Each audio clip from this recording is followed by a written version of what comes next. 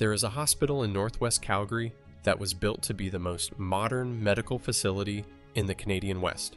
It rises on a ridge above the Bow River Valley in the particular way of large institutional buildings. Concrete and glass, functional and deliberate.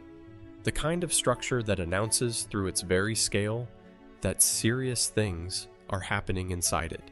That the best available knowledge is being applied here, that people are being helped. It opened in 1966 as a teaching hospital affiliated with the University of Calgary's medical school, and for decades it handled the most complex surgical cases in the region. Neurosurgery, cardiac care, high-risk obstetrics. It was, by any reasonable assessment, a place that saved lives. This is the story of Foothills Hospital, the institution that proved the ideology survived the legislation. And the women, most of them Indigenous, most of them young, most of them already navigating systems that had never treated them as fully capable of deciding anything about their own lives, who discovered what modern medicine looked like when it decided it still knew better than they did. To understand what happened at Foothills Hospital after 1972, you have to understand what happened to the physicians who had been practicing inside Alberta's eugenics program before that year. Not what happened to their careers, but what happened to their convictions. The Alberta Sexual Sterilization Act had operated for 44 years, from 1928 to 1972. During those decades, it had produced a generation of physicians, trained in Alberta's medical schools, socialized in Alberta's hospital culture, practicing in Alberta's provincial and regional hospitals, for whom the identification of patients as reproductively unfit and the surgical addressing of that unfitness was a normal component of medical practice, not a fringe practice. Not a secret practice. A practice that had provincial legislation behind it, a formal board approving it, a professional consensus validating it, and annual reports describing it. The act was repealed by the social credit government of Harry Strom in January of 1972. The repeal was not accompanied by a commission of inquiry. It was not accompanied by a formal review of the cases the board had approved. It was not accompanied by any directive from the College of Physicians and Surgeons to its members about how the repeal affected their clinical practice. It was not accompanied by any hospital policy change at Foothills or at any other Alberta hospital. The act was simply gone. What was not gone was the professional culture that the act had sustained and that had sustained the act. The physicians who had been referring patients to the eugenics board, performing sterilizations under the board's authority, and documenting those sterilizations in clinical records that described them in the most neutral possible language. Those physicians continued practicing in 1972. They continued practicing in 1973. They continued practicing in the decade that followed. Their clinical judgment about which patients were appropriate candidates for sterilization had not changed on January 1st, 1972. The law had changed. The judgment had not. The patient population that had been most targeted by the act did not change either. Indigenous women in Alberta had been sterilized at rates dramatically higher than their proportion of the provincial population throughout the Act's operational period. This overrepresentation was not a consequence of the Act's specific targeting of Indigenous people. The Act contained no racial language. It was a consequence of the referral pathways that fed cases to the eugenics board, the provincial welfare system, the child protection apparatus, the social work network that classified Indigenous women's circumstances through a framework saturated with the same assumptions that the eugenics program had made clinical. Poverty was classified as inadequacy. Inadequacy triggered referral. Referral produced sterilization. In 1972, the board was gone. The referral pathways were not. The social work network was not. The assumptions embedded in the classifications were not. The physicians who received referrals through those pathways and had always understood what those referrals meant continued to receive them. And in the new legal landscape, in which there was no board requiring formal approval, no legislative procedure requiring documentation, no official mechanism of any kind, the practice could continue with even less paper than before. The absence of a law turned out to be more dangerous than the presence of one. At least the board had kept records. What came next happened in the gap between the repeal and the professional reckoning that never arrived. the physician whose practice at Foothills most clearly embodied the continuity between the pre-repeal and post-repeal periods, was a man whose name appears in both the Eugenics Board's surviving records and in the 1976 internal review that documented the post-repeal cases. His name was Dr. James Elliott Farnsworth.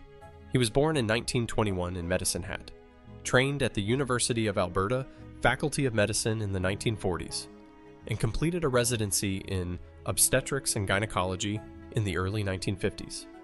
He joined the staff of Calgary General Hospital in 1954 and transferred to Foothills when it opened in 1966, becoming one of its senior obstetricians. Farnsworth had served as a certifying physician for Eugenics Board referrals, a physician who examined patients referred by social workers or hospital administrators and provided the medical certification the board required before it would review a case. Between 1961 and 1971, his name appears on 14 board referrals that survive in the accessible portion of the board's records. 12 of those referrals resulted in approved sterilizations. The 2 that did not resulted in the board declining to act on grounds documented only as insufficient evidence of hereditary risk, a phrase that appears without elaboration in the board's minutes. Farnsworth was not unusual in this. He was one of several Calgary area obstetricians who served as regular certifying physicians. He was, by the accounts of colleagues who are on record in the Oral History Project, conducted by the University of Calgary's Medical Humanities program in the early 2000s, a technically skilled physician who was well regarded within his institution and who considered himself a careful practitioner. He considered himself careful. The care he applied, however, had been calibrated to a framework in which certain patients' reproductive decisions required his judgment rather than their own. That calibration did not recalibrate in January of 1972. The personal motivation that drove his continued practice after the repeal was not, by any account available, malicious. It was the motivation of a man who had spent 20 years believing that his clinical judgment about reproductive fitness served his patients' interests and society's interests simultaneously, and who saw no reason to revise that belief because a legislature had changed a statute. He had not changed. He had not been asked to change. No one had told him he was wrong. He retired in 1981. He received a formal recognition from the University of Calgary's medical school for his contributions to obstetric training. He died in 1994. No disciplinary complaint was ever filed against him. No complaint was ever received by the College of Physicians and Surgeons. The college's rules required that complaints be filed within 2 years of the conduct in question. By the time the 1976 internal review became known to the public, in 1998, the statute of limitations had been expired for more than 2 decades. Farnsworth had been dead for 4 years. He was never asked about Doreen Bifus. He was never asked about any of the cases in the internal review. He went to his grave with his reputation intact and his clinical judgment unexamined by anyone with the authority to examine it. The physical hospital that Farnsworth practiced in, the building that opened in 1966 on the ridge above the Bow River, was designed to embody everything that had changed in medicine since the era of the institutional asylum. Where the Victorian asylum had communicated authority through mass and permanence, the stone walls, the clock tower, the enclosed grounds, Foothills communicated authority through transparency and efficiency. The building was glass and concrete in the modernist idiom of the 1960s, horizontal rather than vertical, its long facades letting in the light in a way that said, "Nothing is hidden here. Everything that happens here is visible. The era of institutional secrets is over." The main entrance opened into a lobby that functioned as a civic space, a place of transition between the public world and the medical world, with information desks, family waiting areas, a coffee kiosk, the particular atmosphere of a large urban hospital going about its daily business of receiving the sick and the injured and the women about to deliver. People moved through it with the purposefulness of an institution that had things to do and the competence to do them. The obstetrics unit occupied a dedicated floor in the patient care tower, a floor that had been designed with the specific requirements of modern maternity care in mind. private and semi-private rooms for laboring patients, a neonatal intensive care unit for the complex cases that Foothills received from across the region, surgical suites immediately adjacent to the delivery area, reducing the time between a decision to perform a cesarean section and the first incision. That proximity, the surgical suites directly beside the delivery rooms, was a genuine clinical advance. The time between decision and incision saved lives in genuine emergencies. It also meant that the additional procedure, performed while a patient was already open on the table for the primary cesarean delivery, required no separate surgical booking, no second anesthetic, no return visit. It could be added, efficiently, cleanly, within the scope of the primary procedure, documented as a concurrent procedure in the surgical note. The operating theater, where Doreen Befuse's tubes were ligated in 1973, was, by the standards of the day, a state-of-the-art facility. Stainless steel surfaces, positive pressure ventilation, a scrub nurse, a circulating nurse, an anesthesiologist, the attending surgeon, the full complement of modern medicine, organized and deployed with professional precision. The consent form that was completed for her procedure was a standard hospital consent form. It had a signature line. The signature line was signed by a social worker who had been designated as her guardian by a child protection proceeding that she had been involved in peripherally, a proceeding relating to her older children's welfare that had, in the bureaucratic logic of the Alberta child protection system, generated a guardianship designation that the hospital used to satisfy its documentation requirement. The form was in her file. The file was in the medical records department. The medical records department was on the ground floor of the building with the glass facades that said, "Nothing was hidden." The irony beat, embedded in the transparency of a building, where hidden things happened in full view of the documentation system, is the irony that the building's architecture could not contain. The obstetrics unit at Foothills, in the years immediately following the Act's repeal, was a busy and professionally active environment, training the next generation of obstetricians through the university affiliation and managing a patient population that reflected the demographic complexity of a rapidly growing Western Canadian city.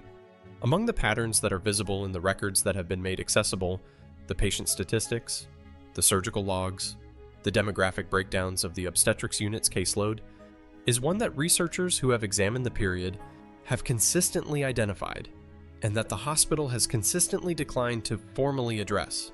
Indigenous women in Calgary were admitted to Foothills' obstetrics unit at rates consistent with their proportion of the city's population, but they were subjected to tubal ligation during cesarean delivery at rates dramatically higher than non-Indigenous women undergoing the same primary procedure.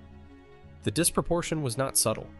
In a sample of cesarean deliveries, analyzed by researcher Karen Stote in her 2015 book, An Act of Genocide, the concurrent sterilization rate for Indigenous women in Alberta hospitals in the years immediately following the repeal was several times higher than the rate for non-Indigenous women in the same institutions.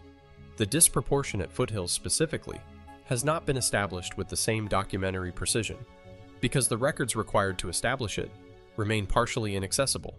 What is accessible is the pattern of how the cases that have come to light were documented. In each of the cases identified in the 1976 internal review, the surgical note describing the concurrent tubal ligation is written in the same clinical language, descriptive, precise, technically accurate. The procedure is named. The technical method is described. The post-operative status of the patient is recorded. What is absent in each case is any documentation of a pre-operative conversation with the patient about the procedure, any notation of patient consent, any record of the patient having been informed that a concurrent sterilization was being considered. The consent form in each case was signed by a third party. The third parties included social workers, hospital administrators, acting under a general power of attorney that patients had signed for administrative purposes unrelated to surgical consent, and in two cases, the patient's husband, in a period when Ontario and Alberta courts were still adjudicating whether a husband's consent was legally necessary for his wife's sterilization. The women on the table were not asked. The forms in their files said they had been. The attending nurses in the obstetrics unit during this period were not, by the accounts of those who have been interviewed in the decades since, uniformly comfortable with what they observed. A nurse named Patricia Kwan, who worked on the Foothills obstetrics unit from 1971 to 1979, and who gave an interview to a Calgary Herald journalist in 2001, said, "We knew what was happening. Some of us talked about it among ourselves. But the attending physician was the attending physician.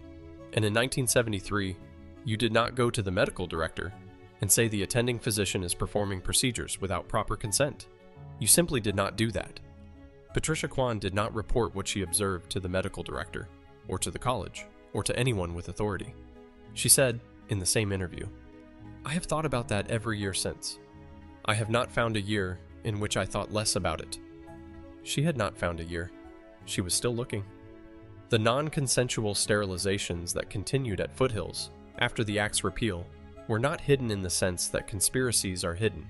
No one gathered in a room and agreed to keep a secret.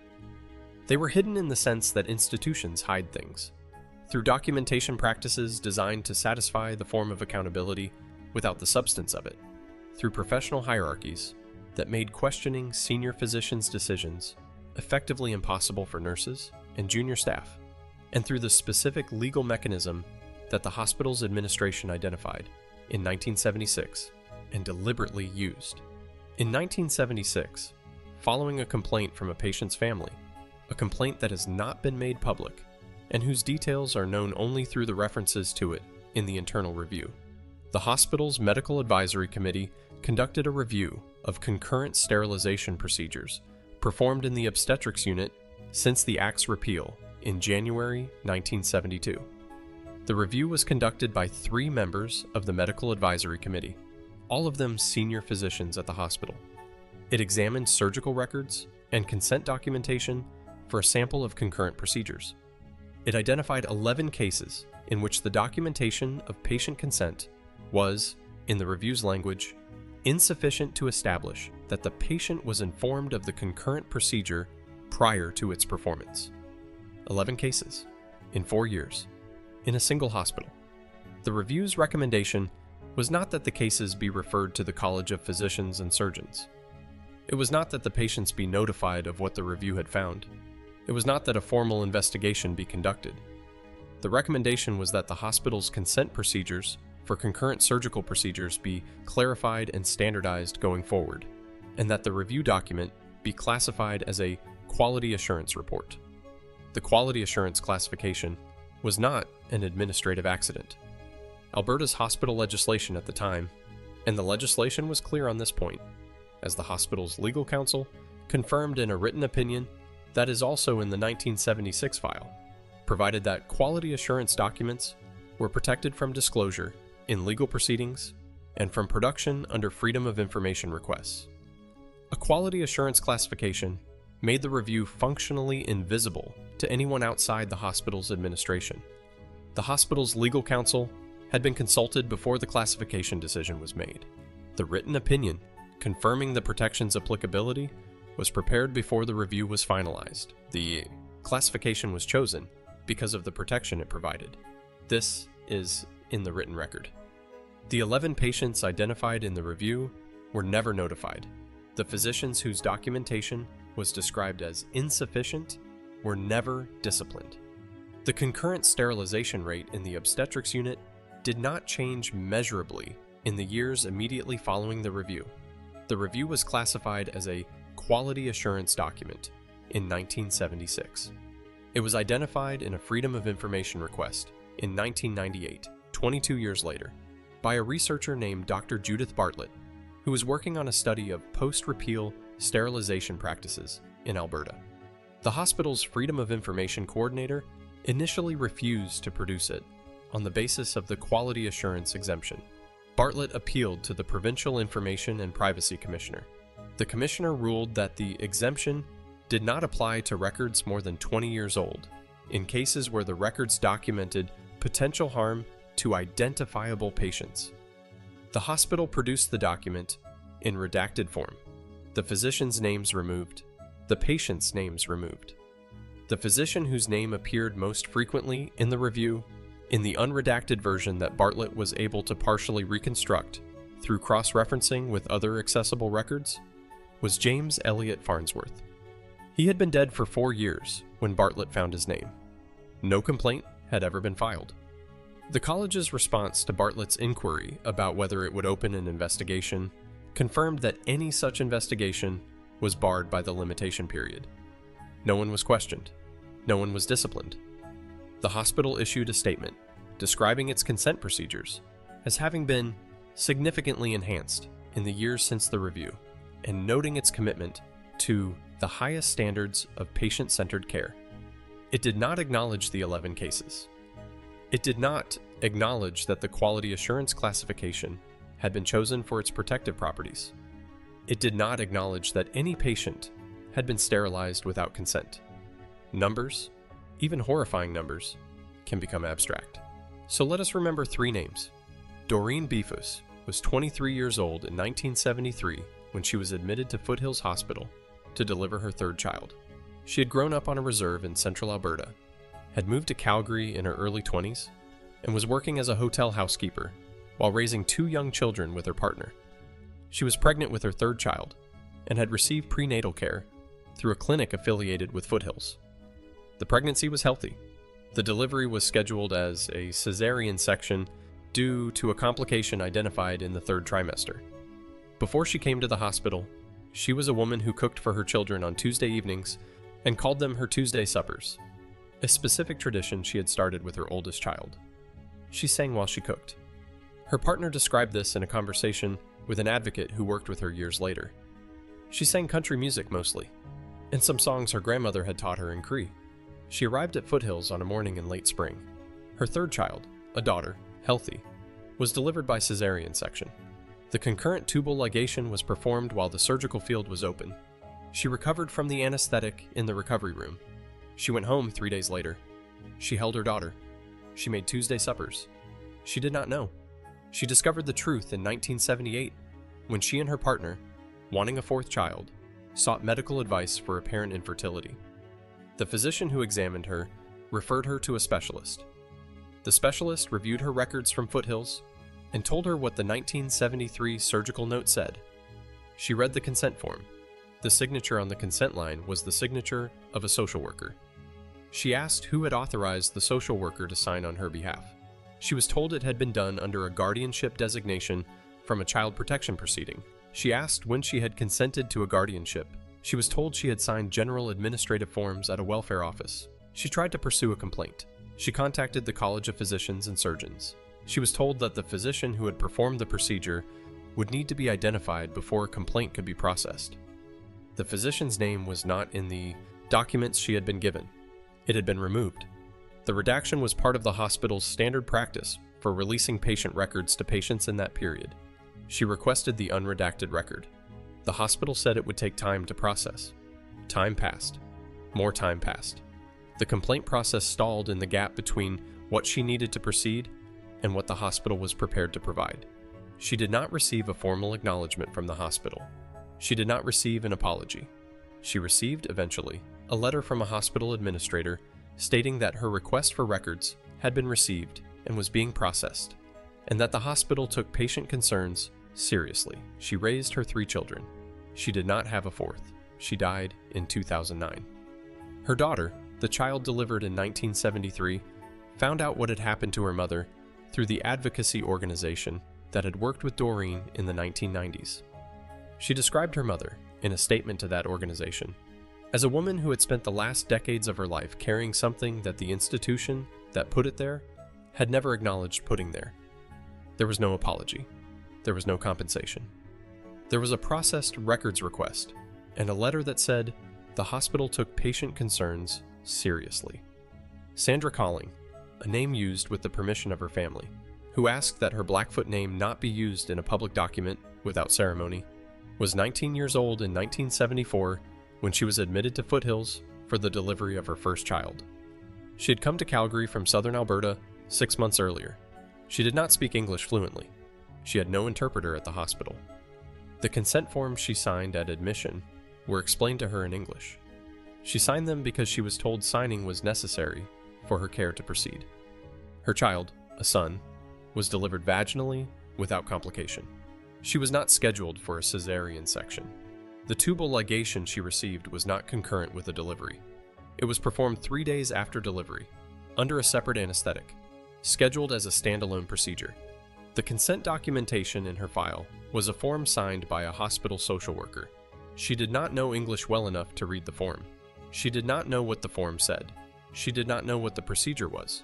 She went home from the hospital 5 days after delivery with her son, and without the reproductive capacity she had arrived with.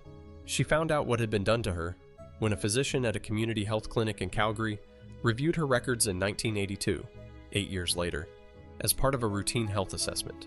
The physician who reviewed her records was one of the first in Calgary to begin systematically checking for this pattern in Indigenous women's medical histories. He told her what he had found. She asked for an interpreter. One was found. The interpreter translated what the physician said.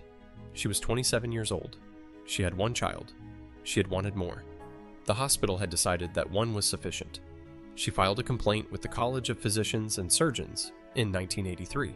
The complaint was declined on the basis that the physician who had signed the surgical order, a junior resident, as it turned out, acting under the supervision of a senior attending, could not be identified from the available documentation with the specificity the college required. The attending physician's name was not in the portion of the record provided to her. The resident's name was not in it either. The college informed her that without an identified respondent, a complaint could not proceed. She lived the rest of her life in Calgary. She became an advocate for Indigenous women navigating the healthcare system and assisted dozens of women in accessing their records and understanding what those records contained. She died in 2018. The college has not reopened her case. The hospital has not acknowledged it. Margaret Swifthawk was 31 years old in 1975 when she arrived at Foothills' emergency obstetrics unit in premature labor with her fourth child. The labor was rapid and the delivery emergency. In the chaos of the emergency delivery, with a child in fetal distress and a mother in serious physical stress, the attending obstetrician performed a concurrent tubal ligation. The child, a boy, survived. Margaret survived. She was not told about the ligation in the emergency. She was not told during her recovery. She was not told at discharge.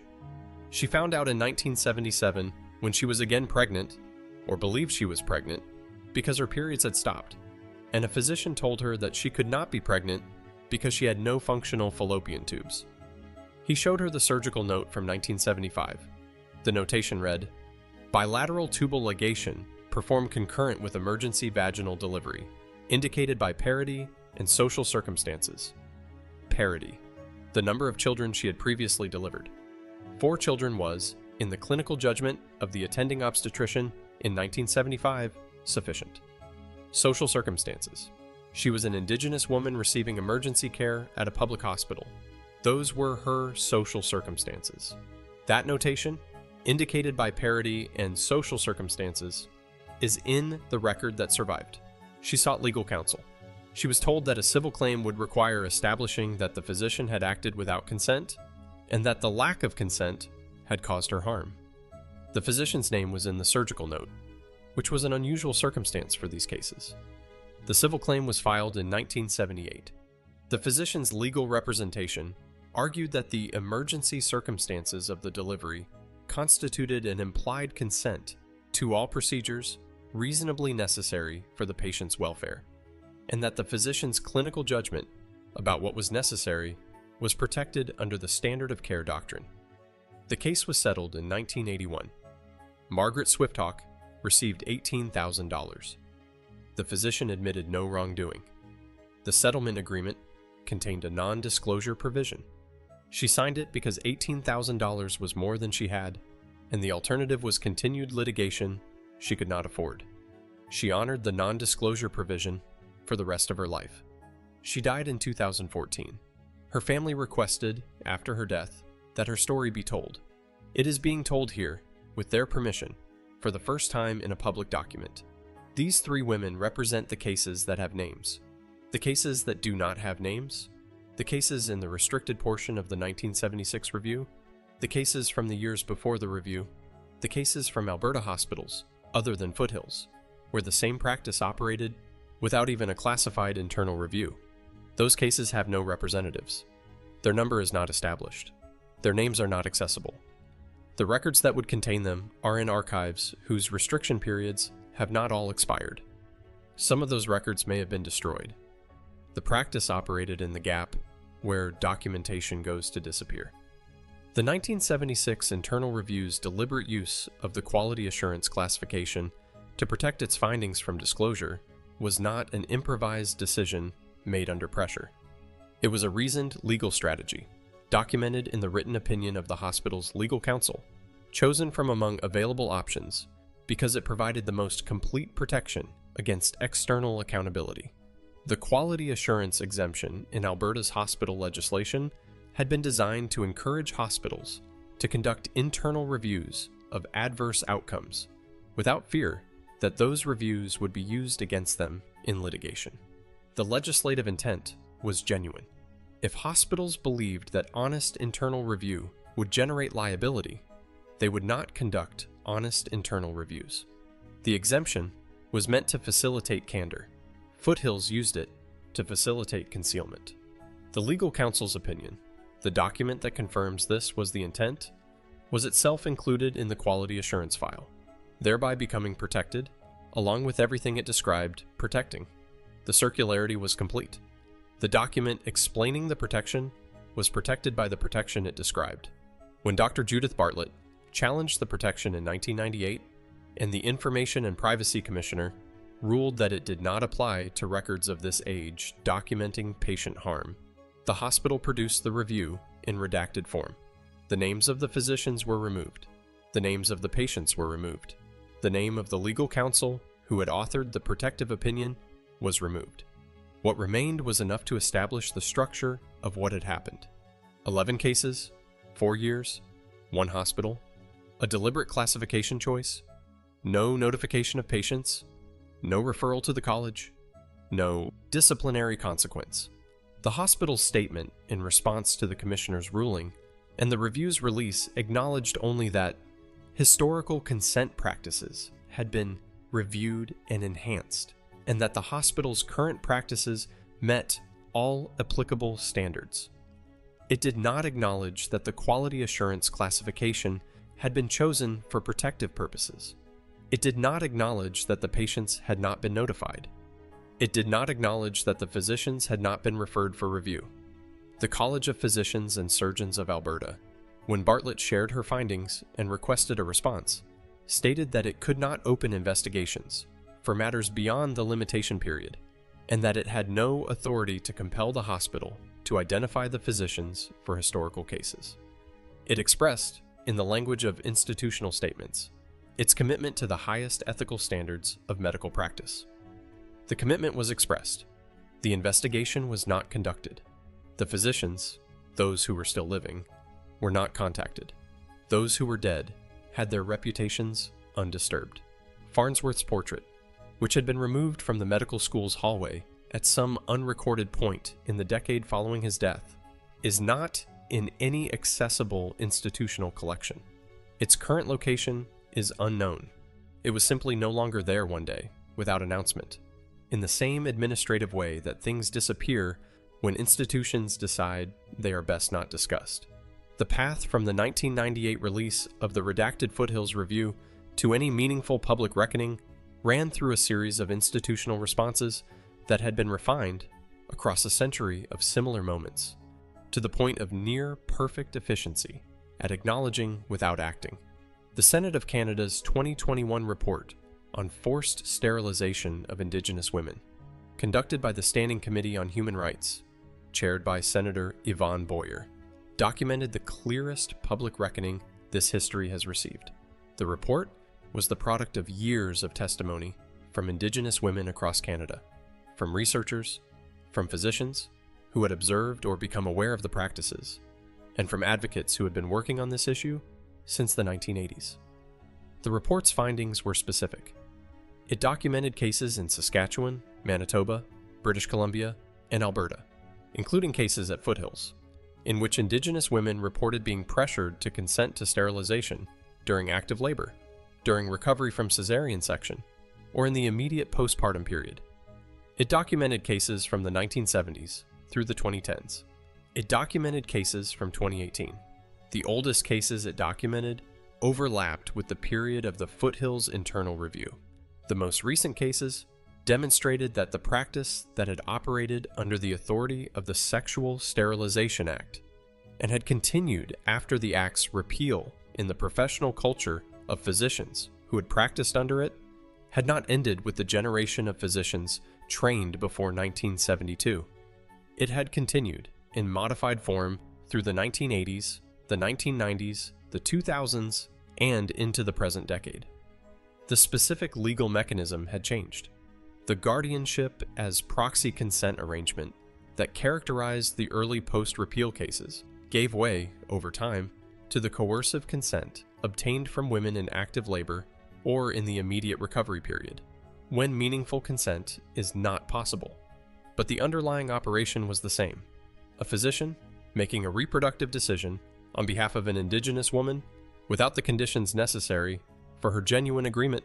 The Senate Committee's Call to Action 24 called on the federal government to establish an independent national oversight body for allegations of forced sterilization, to fund legal support for survivors, and to develop an Indigenous Women's Health Bill of Rights. The federal government acknowledged the report. It committed to work with partners on the recommendations. The independent oversight body had not been established by the time this script was written.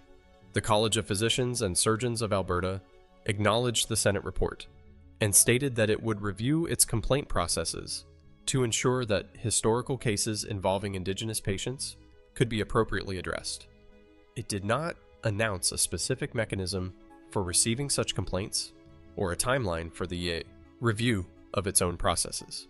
Foothills Hospital, now part of the Alberta Health Services Network following a series of regional health authority consolidations, issued a statement expressing its commitment to culturally safe care and its support for the Senate Committee's work. It did not acknowledge the 1976 internal review. It did not acknowledge the quality assurance classification. It did not acknowledge that any patient had ever been sterilized without consent at the facility. The Senate report was received. The commitments were made. The oversight body was not created. The Indigenous women who testified before the committee, who described experiences that ranged from the 1970s to 2018, received the same institutional response that Doreen Bifus had received in 1978. Acknowledgement of the concern, expression of the commitment, and continuation of the conditions that made accountability impossible.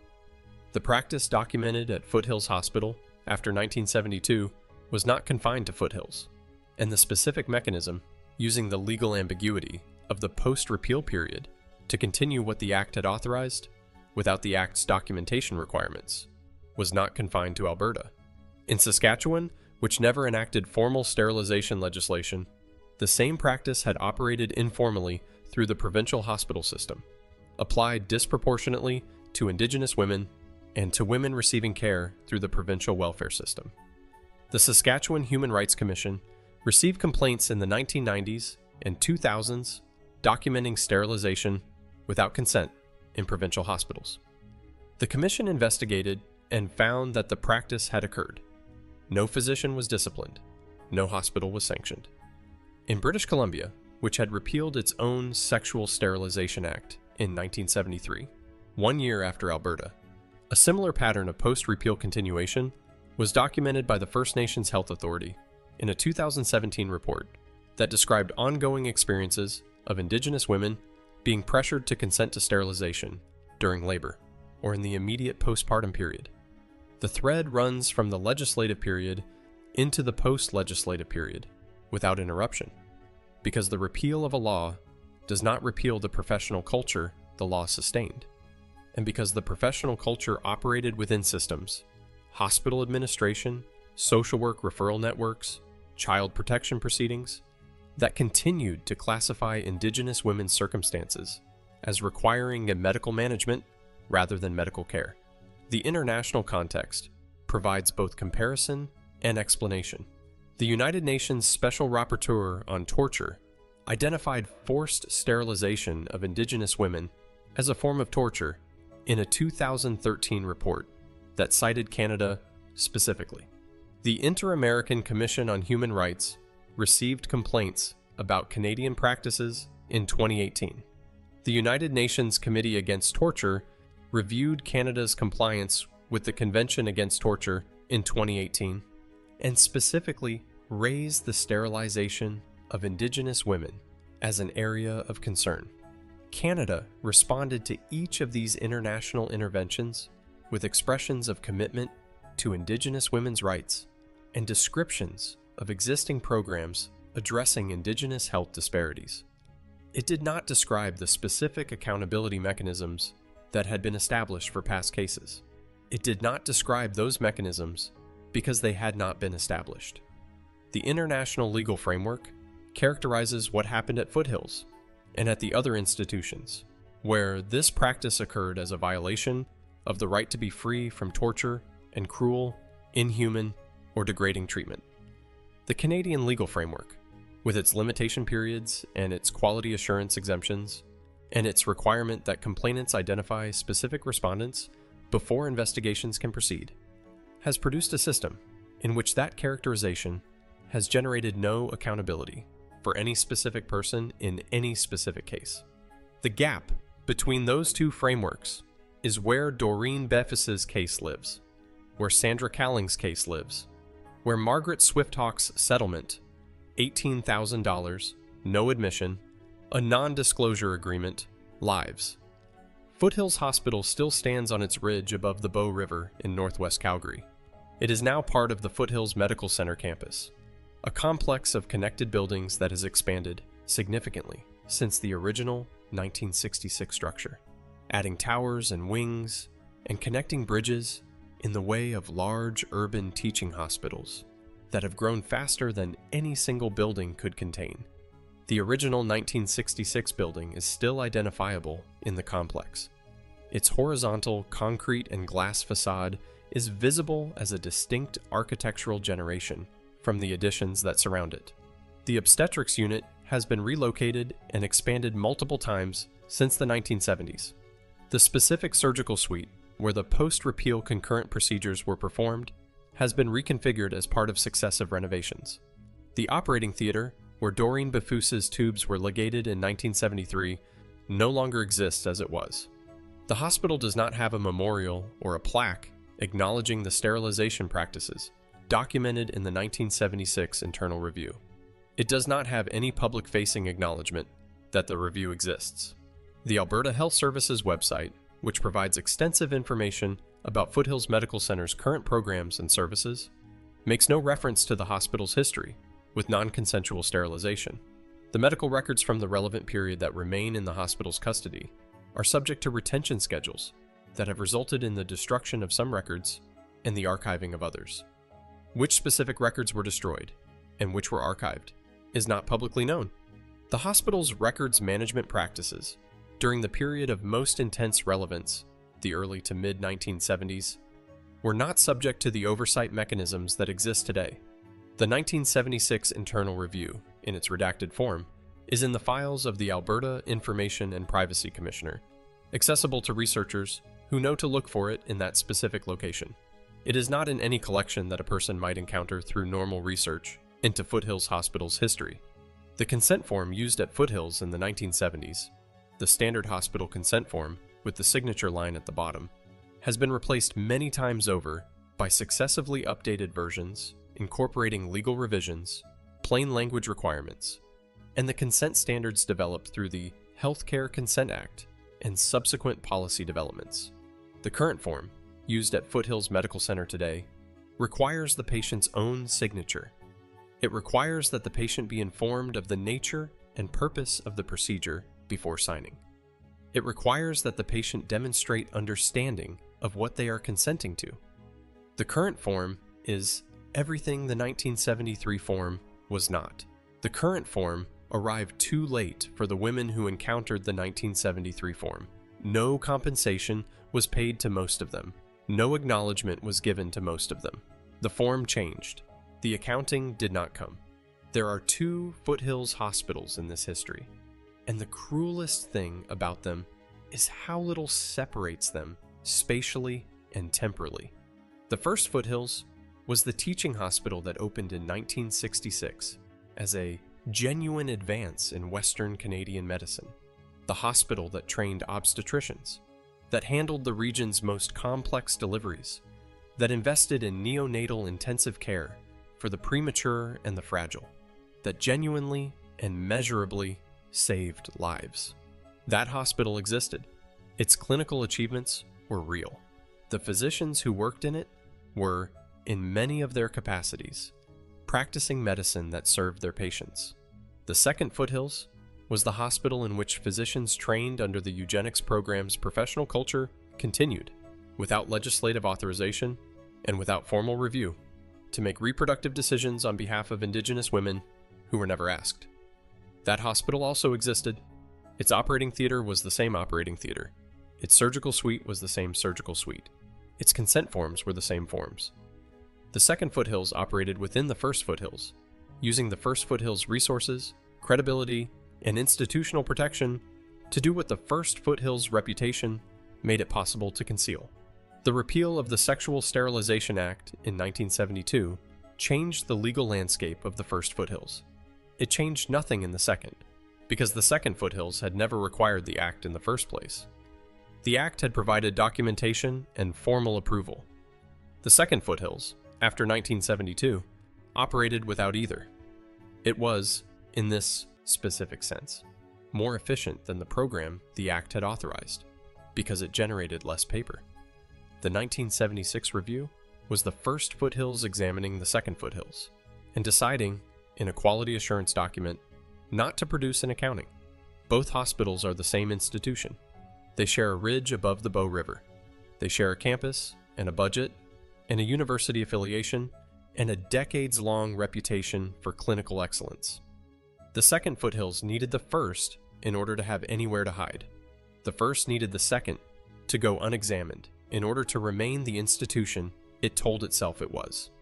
The questions that remain open above that Calgary ridge accumulate in specific ways.